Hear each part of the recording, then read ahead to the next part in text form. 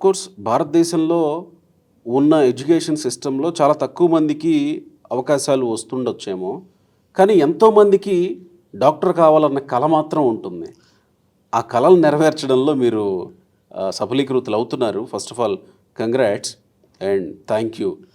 Then నా first question ఏంటంటే, అసలు మీరు ఇటువైపుగా జర్నీ ఎట్లా మొదలుపెట్టారు? అంటే ఇది చెప్పాలంటే ఒక పెద్ద లాంగ్ స్టోరీ అండి. ఇది అవునా? స్టార్ట్ అయింది మాది 2003లో. ఓకే. 2003లో యాక్చువల్లీ ఇండియన్ గవర్నమెంట్ రెగ్యులేషన్స్ ప్రకారం hmm. Medical council of India అని ముందుండేదండి. సో, అంటే నేను కూడా ఒక రష్యాలోనే ఒక కజకిస్తాన్ అల్మటాలో ఓకే. 2000లో గ్రాడ్యుయేట్ అయ్యాను. హుహుహు. మేము చదువుకున్నప్పుడు 1956 ఆర్టికల్ ప్రకారం ఒక లిస్టెడ్ కాలేజెస్ ఉండేవి. ఓన్లీ ఆ కాలేజ్‌కి ఇండియన్ గవర్నమెంట్ అప్పుడు సోవియట్ యూనియన్ అగ్రీమెంట్స్ ప్రకారం కొన్ని కాలేజీల్లోనే చదువుకుంటే మన మెడికల్ కౌన్సిల్ ఆఫ్ ఇండియా మాకు రిజిస్ట్రేషన్ ఇచ్చేది. ఓకే.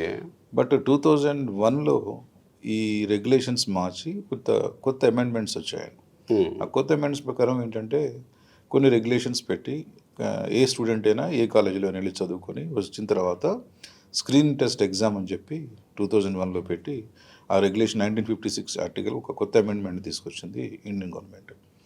సో ఆ టైంలో నాది ఎగ్జాక్ట్ కంప్లీట్ అయ్యి నేను ఒక 2 ఇయర్స్